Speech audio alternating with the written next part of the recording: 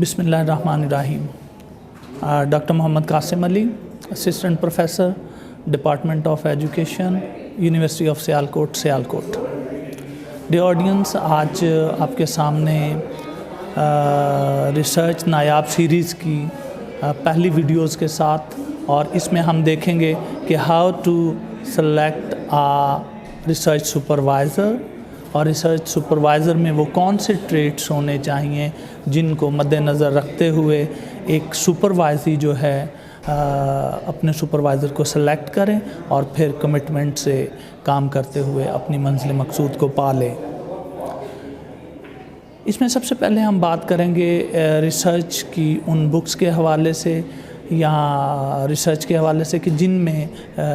Supervisor के कुछ traits दिए होते हैं, कैरेक्टरिस्टिक्स दिए होते हैं, जिनमें सबसे पहला जो ट्रेट है वो है इंटरैक्टिव कम्युनिकेशन स्किल्स, कि एक सुपरवाइज़र के लिए बहुत ही ज़रूरी है कि वो हामिल हो इस चीज़ का कि उसमें इंटरैक्टिव कम्युनिकेशन स्किल्स हों। Then the empathy and compassion, and the third one is the ability to delegate, and next one is being flexible, and बहुत ही ज़रूरी एलिमेंट ये है कि सुपरवाइज़र में ये क्वालिटी बदर्जा उत्तम पाई जाती हो कि वो स्टूडेंट्स की सुपरवाइजर्स की ट्रेनिंग इस हवाले से करे कि उनको पॉजिटिव एटीट्यूड की तरफ ले जाए, पेशेंस की तरफ ले जाए और टॉलरेंस की तरफ ले जाए। And the next one is passion for the organisations. अगर ये सारी ट्रेड्स एक सुपरवाइज़र में होंगी तो दैन आपकी रिसर्च जो है वो भी आला क्वालिटी की होगी, और जैसे आज का दौर मॉडर्न और टेक्नोलॉजिकल दौर चल रहा है कि इसमें आप research for the sake of research नहीं करते, इसमें आप रिसर्च को सेल करने के लिए करते हैं, क्योंकि मार्केटिंग का दौर है, कॉमर्स का दौर है, ई कॉमर्स का दौर है, तो इसलिए आपकी रिसर्च डेफिनेटली ऐसी होनी चाहिए कि जिसको सेल आउट की हो सके। नेक्स्ट थिंग, इसमें जो अब जर्नल जो ऑब्जर्वेशंस आई हैं, जो मुख्तलिफ सुपरवाइज़र से और सुपरवाइजी से डिस्कशन के बाद आई हैं, कि कुछ कहते हैं कि सुपरवाइज़र में ये क्वालिटीज़ अच्छी नहीं होती, ये बड़ी अच्छी हैं, मेरा सुपरवाइज़र बड़ा अच्छा है, या मेरे सुपरवाइज़र में कुछ चीज़ें अच्छी नहीं हैं, तो उनका हम जिक्र करते हैं। उनमें से सबसे पहली चीज़ ये है जो कि सुपरवाइजर्स एज्यूम कर लेते हैं, वो ये है कि इससे पहले मैं एक एग्ज़ाम्पल बयान करना चाहूँगा कि बहुत से ऐसे सुपरवाइजर्स पीएचडी में, एमफिल में, एमएस में हमने देखे हैं जो कि कहते थे कि हम अपने सुपरवाइज़र्स के साथ इतने फ्रैंक हैं कि हम उनके साथ दिन रात रहते हैं, चाय पीते हैं, खाने खाते हैं और हत्ता कि स्मोकिंग भी करते हैं। लेकिन जब आगे टाइम बढ़ा थोड़ा सा तो फिर पता चला कि उन्होंने तो अपनी पीएचडी को या एमफिल को हॉल्ट कर दिया है, या वो प्रोग्राम ही ख़त्म करके छोड़ के चले गए हैं। तो उसमें फिर बहुत सारी कॉम्प्लिकेशंस आ जाती हैं जब आप बहुत ज़्यादा करीब होते हैं। तो पहली बात तो ये मद्देनज़र रखें कि आपने सुपरवाइज़र के साथ जब काम करना है तो फिर आपके लिए ये ज़रूरी नहीं है कि आपके बहुत ज़्यादा उनके साथ मरासिम हों। जो सुपरवाइज़र कहता जाए आप वैसे वैसे करते जाएं, और वो चीज़ें जो हैं आप उनको मेंड करते जाएं, इम्प्रूव करते जाएं जिनकी के निशानदेही सुपरवाइज़र ने की है। सेकेंडली, आप सुपरवाइज़र के साथ उसको कोई भी ऐसी होप्स मत दिलाएं, मतलब आप अपने तौर पे ही कुछ अच्छा करना चाहते हैं, कुछ अच्छा कर रहे हैं, तो वो अच्छा जो है आपके लिए नुकसानदेह भी हो सकता है। इसलिए अपने रिलेशंस को बहुत ही मॉडरेट रखें, ना कि बहुत ज़्यादा आप होप्स कर लें अपने सुपरवाइजर से या अपने सुपरवाइज़र से, तो ये फिर आगे चल के जो है बहुत ही प्रॉब्लमेटिक हो जाएगा। तो इसलिए आपने अपने काम पे फोकस करना है, और मोस्टली देखा गया है कि सुपरवाइज़र्स हेल्पिंग होते हैं। कभी सुनते थे कि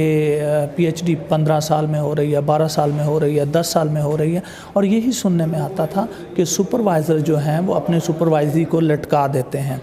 जबकि अब जब एक्सपीरियंस हुआ या कुछ ऐसे दोस्त थे जिनसे इस हवाले से बातचीत होना शुरू हुई, तो पता चलता है कि इसमें जहाँ पे सुपरवाइज़र कुछ हद तक कह लें कि 25 से 30 या 50% तक लटकाता है, इसमें ज़्यादा रोल जो है सुपरवाइजरी का होता है अपने रिसर्च को प्रोलॉन्ग करने में। तो इसलिए आपको चाहिए कि आप अपनी शेड्यूल मीटिंग्स जो हैं अपने सुपरवाइज़र के साथ वो करें और उनको टाइमली जो है काम को अपडेट करते रहें। तो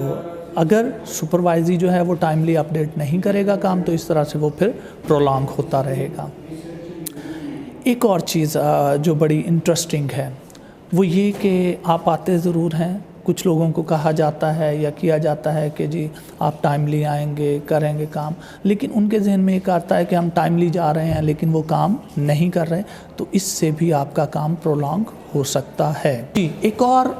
आम चीज़ जो देखने में आई है वो ये है कि समटाइम्स सुपरवाइज़र्स जो हैं वो इस बात से परेशान हो जाते हैं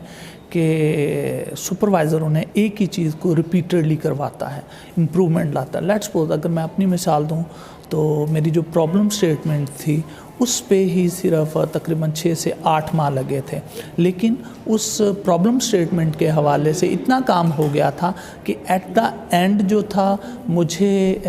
जो है वो मेरा तकरीबन सारा थीसिस मुकम्मल हो गया था एक उसी प्रॉब्लम स्टेटमेंट के हवाले से, कि इतना लिटरेचर पढ़ चुके थे और इतनी सुपरवाइज़र टाइम एंड अगेन जो इम्प्रूवमेंट करवा रहे थे, उन इम्प्रूवमेंट्स के साथ साथ जो है वो बाकी चीज़ें भी मिल रही थी, रिसर्च मेथडोलॉजी के हवाले से, फाइंडिंग्स के हवाले से और कंक्लूजन्स के हवाले से। तो इस तरह से आपको अगर एक काम में डिले हो रहा है और उसमें इम्प्रूवमेंट भी आ रही है, तो उससे आपके दूसरे काम जो हैं वो बेहतरी की तरफ जा रहे हैं और डेफिनेटली ये एक बहुत ही बेहतर होता है। जी, एक बड़ी ही अहम बात कि जैसे अक्सर सुपरवाइज़र से जब डिस्कशन हुई या हम जब सुपरवाइज़र थे तो तब आपस में डिस्कशन अक्सर लोग करते थे कि साढ़े सुपरवाइज़र जेड़े ना कोई बादशाह सलामत टाइप के इंसान होंदे ने और चाहते हैं कि जेड़े सुपरवाइज़र आ साढ़े नाल जेड़ा वा एक राया दी तरह डील करते हैं सुपरवाइज़र। तो